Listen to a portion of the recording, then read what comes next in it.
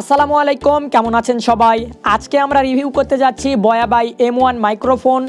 আর আজকের এই রিভিউটি আপনারা সম্পূর্ণ দেখলে এই মাইক্রোফোনটি ফ্রিতে নিয়ে নিতে পারবেন।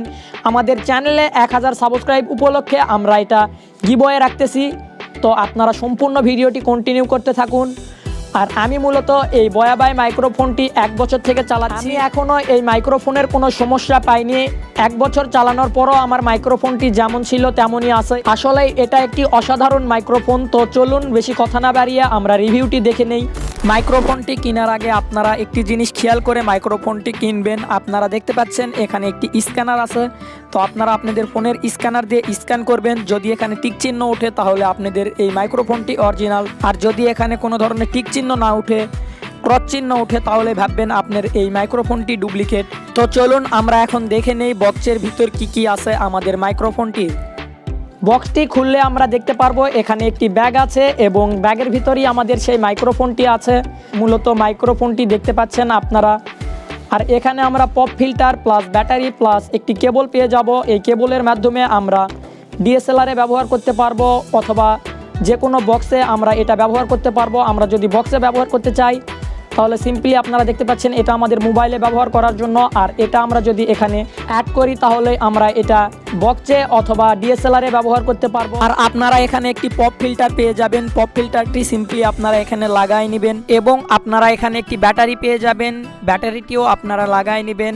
আর আপনাদের একটি কথা বলে নেই, ব্যাটারিটি শুধু আপনারা ডিএসএলআরে ব্যবহার করলে ব্যাটারিটির প্রয়োজন। আপনি যদি মোবাইল ফোনে ব্যবহার করেন তাহলে আপনার কোনো ধরনের ব্যাটারির প্রয়োজন নেই। আপনারা এখানে একটি ছোট বই পেয়ে যাবেন, চাইলে পড়ে নিতে পারেন। এবং আপনারা এখানে পেয়ে যাবেন একটি ওয়ারেন্টি কার্ড। আপনারা ভালো মানের একটি ব্যাগ পেয়ে যাচ্ছেন। আপনারা ব্যাগটি ভালোভাবে রাখার চেষ্টা করবেন।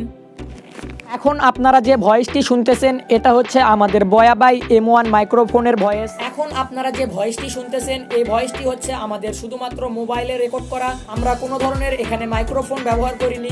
এখানে আপনারা বুঝে গেলেন যে মাইক্রোফোনটি কেমন কাজ করতেছে। এবারে আসা যাক গিভঅ্যাওয়েতে। গিভঅ্যাওয়েতে অংশগ্রহণ করার জন্য আপনাদের সর্বপ্রথমে আপনারা নিচে যে লাল কালার সাবস্ক্রাইব বাটনটি দেখতে পাচ্ছেন এটাতে আপনারা সাদা করে দিন এবং আপনারা আমাদের আগের কোনো একটি ভিডিওতে যান এবং সেই ভিডিওতে গিয়ে আপনারা আপনাদের মূল্যবান একটি কমেন্ট করুন ভিডিওটি সম্পর্কে।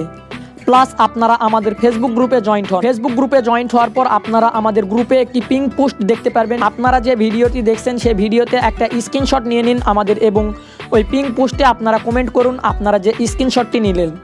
এবারে গিভঅ্যাওয়ে রেজাল্ট নিয়ে কথা বলা যাক। গিভঅ্যাওয়ে রেজাল্ট থাকতেছে জানুয়ারি মাসের 29 তারিখে, কারণ জানুয়ারি মাসের 29 তারিখে আমাদের চ্যানেলে 1 বছর পূর্ণ হয়ে যাচ্ছে। এই উপলক্ষে আমরা এই গিভঅ্যাওয়েটি রাখতেছি।